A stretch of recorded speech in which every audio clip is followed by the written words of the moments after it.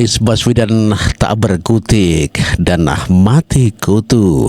Najwa Shihab sebut Anies Baswedan sebagai tokoh kutu loncat. Aduh, Anies. Anda ikut konvensi Partai Demokrat 2014. Kemudian Anda maju Pilkada 2017 lewat PKS dan Gerindra. Anda maju Pilpres lewat Nasdem, didukung PKS dan PKB. Pilkada 2024 hampir maju lewat 4 partai politik dan kemudian tidak jadi. Kutu loncat Anies Baswedan nih. Petualang politik, hanya mau memanfaatkan partai-partai, tidak mau berkeringat, maunya hanya dapat jabatan, tidak mau terikat, tidak mau susah-susah, maunya langsung di posisi paling atas.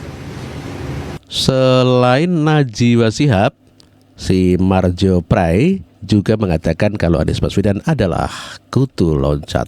Dia ikut konvensi Capres tahun 2013, dia ikut konvensi Capres Partai Demokrat tanpa pernah ngerasain berkeringat. Lalu dipercaya jabatan Menteri Pendidikan oleh Pak Jokowi. Ia gagal memenuhi ekspektasi sampai di-cut di tengah jalan. Di tengah kondisi luntang lantung, ia melipir ke Partai Gerindra yang saat itu menjadi oposisi. Dari tangan asuhan Pak Prabowo, ia nyebrang menjadi Capres Nasdem tanpa pernah menyumbang tenaga untuk membesarkan partai. Itulah Marjo Prai yang mengatakan bahwa Anies Baswedan juga adalah seorang kutu loncat. Demikian juga dengan Fahri Hamzah kalau Anies Baswedan adalah merupakan si Anies Baswedan. Gerindra juga merasa dihinati ya oleh Anies Baswedan dikarenakan Anies Baswedan yang selalu loncat. Ikut konvensi Partai Mas Anies itu ikut konvensi Partai Demokrat tahun 2013. Ya, ikut konvensi Partai Demokrat tahun 2013. Di saat Demokrat masih jaya-jayanya. Di saat Demokrat terpuruk di pemilu 2014, beliau pindah dari konvensi Partai Demokrat ikut tim pemenangan Pak Jokowi dan Pak JK.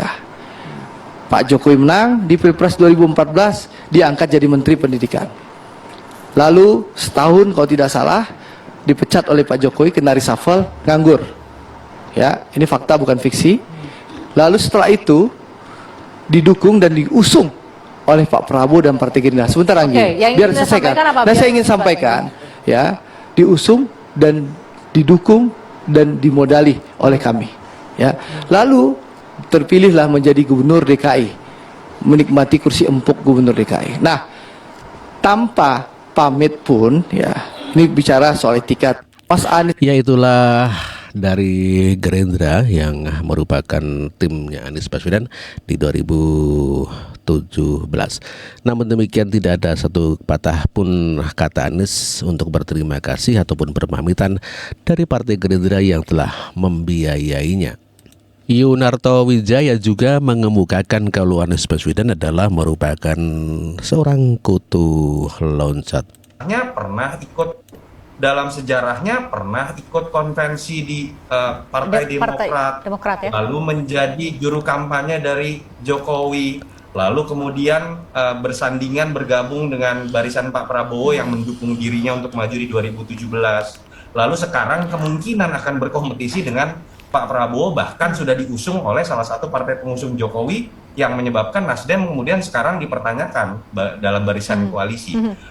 Di situ terlihat lebih cerdiknya seorang Anies secara elektoral. Walaupun kalau dilihat dari kacamata lain, orang ini kok seakan-akan bisa kemudian ada di manapun begitu ya. Itu yang menurut saya menarik dilihat dari dua sosok ini. Dan maaf, maksudnya Mas Toto itu kutu loncat itu Mas Toto? Ya, saya yang menggunakan istilah kutu loncat kan Bang Andre. Kalau ya, saya lebih melihat menerjemahkan kata Mas Toto itu. Saya. Oh. Ya, elastis bukan kutu loncat ya. Jadi nyebrang sana nyebrang sini gitu ya, nyenggol sana nyenggol sini. Ya, Fahri Hamzah begitu sangat kecewa sekali kepada Anies Baswedan. sampai geram atas kelakuan daripada si Kutu. Sekedar soal dia. Zaman Pak SBY ikut konvensi, zaman Pak Jokowi ikut Pak Jokowi, zaman Pak Prabowo ikut Pak Prabowo, zaman Surya Paloh ikut Surya Paloh. Kan mesti ada sesuatu yang lebih besar dari sekedar saya harus jadi. Kita nggak pernah menawarkan gagasan apa-apa kepada rakyat. Tiba-tiba karena kita punya jabatan, keluyuran sana kemari, pasang baliho sana kemari, terus kita menganggap diri kita populer karena kita kerja. Mana proses kerjanya? Penggambaran Fahri Hamzah tentang Anies Baswedan di video tadi yang kita lihat itu menarik ya. Itu video kayaknya dibikin beberapa saat setelah Anies dicapreskan oleh Nasdem ya, oleh Surya Paloh. Di situ Anies digambarkan oleh Fahri sebagai politisi yang self-centris ya, hanya mikirin dirinya sendiri, nggak mikirin sesuatu yang lebih besar lah. Pokoknya dirinya yang jadi fokus. Makanya dia dengan gampang bisa mencolok-mencolok ke inang politik, ganti-ganti inang politik satu ke inang politik lain. Nah, penggambaran Fahri itu menarik kalau kita lihat sekarang ini ya, kan ada kesan Anies Baswedan saat ini itu nggak laku gitu ya. Jadi di tengah ramenya orang berbicara mengenai rivalitas antara Ganjar dengan Prabowo, terus tentang keriuhan dinamika parpol yang ada menjelang Pilpres, menjelang Pileg 2024, Anies tenggelam gitu loh, seperti nggak dibicarakan gitu, nggak dianggap nggak relevan lagi gitu atau gimana gitu. Ya indikatornya misalnya ya elektabilitasnya makin merosot ya, nyungsep lah gitu, konsisten nyungsep. Kemudian koalisinya gunjang-ganjing terus gitu loh. Jadi Demokrat pengen AHY yang jadi cawapres, tapi Nasdem nggak pengen gitu ya. Nasdem pengennya tokoh luar gitu ya. Ironisnya tokoh-tokoh luar yang dari luar koalisi yang mau dilamar sebagai cawapres juga pada menolak gitu. Bu Khofifah, Pak Mahfud. Ya, itulah komentar daripada pengamat politik yang mengatakan bahwa memang Anies Baswedan itu adalah kutu loncat, di mana sependapat dengan Fahri Hamzah. Demikian juga dengan Andi F. Noya atau Kick Andy juga mengatakan kalau Anies Baswedan adalah merupakan politisi yang menghalalkan segala cara dan juga kutu loncat. Bagian orang melihat bahwa figur Caimin, Gus Imin, ya, figur yang menghalalkan cara kutu loncat, asal bisa mencapai tujuan, dia tidak peduli lagi pada ideologi, kesamaan dan lain-lain. Jadi Anda ini hanya orang yang ingin meraih jabatan. Coba jelaskan, karena ini akan ada pengaruhnya terhadap citra Anda sebagai calon wakil presiden mendampingi Anies Baswedan. Ya, kalau kutu itu mungkin loncat, tapi kalau politisi mungkin jalannya tepat, kira-kira begitu.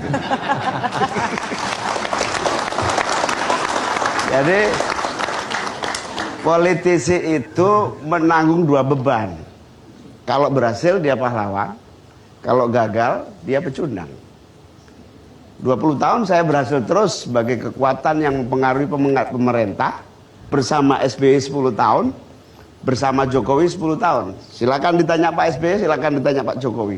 Teman koalisi paling nyaman di dunia hanya PKB dalam setiap pemilihan.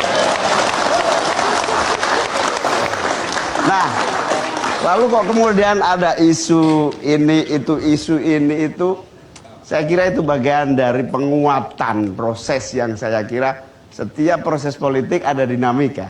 Ada kompetisi, ada yang kalah, ada yang menang. Kalau dibilang haus jabatan, ya gunanya apa saya jadi ketua umum partai kalau nggak rebut jabatan? Justru jabatan itu yang harus kita ambil untuk kemaslahatan, perbaikan, peran, sekaligus. Itulah penjelasan Muhaimin Iskandar yang dituduh sebagai kutu loncat dan menghalalkan segala cara yang dituduh oleh Andi F. Noya. Kita kedatangan tamu luar biasa, seorang gubernur, sosok pemimpin hebat. Tepuk tangan dong buat Pak Ahok, tepuk tangan dong buat Pak Ahok. Anies, Formula E apa kabar? Formula E apa kabar? Bueno. nonton Formula? Formula 44. Berkat kehebatan dan kecerdasannya, beliau diangkat menjadi Menteri Pendidikan dan Kebudayaan di tahun 2014. Betul ya Pak ya? Meskipun akhirnya di reshuffle. Nggak apa-apa ya Pak ya? Dan masyarakat banyak yang nggak tahu bahwa ketika di reshuffle, Pak Jokowi menawarkan jabatan baru. Tapi Pak Anies nggak ambil. Kenapa Pak? Nggak siap dipecat 2 kali. Tapi it's okay. Tidak ada hasil yang mengkhianati proses. Kita lihat sekarang Pak Anies berdiri sebagai seorang gubernur DKI Jakarta dengan banyak prestasi, programnya banyak, kebijakannya banyak yang menghujat. Ya udah. Sebenarnya Pak, saya nyiapin buat tosi Bapak tuh durasinya 1 jam. Terus? Tapi saya bonus sedikit aja, nggak nyampe selesai. Biar kayak program Bapak, banyak yang nggak selesai.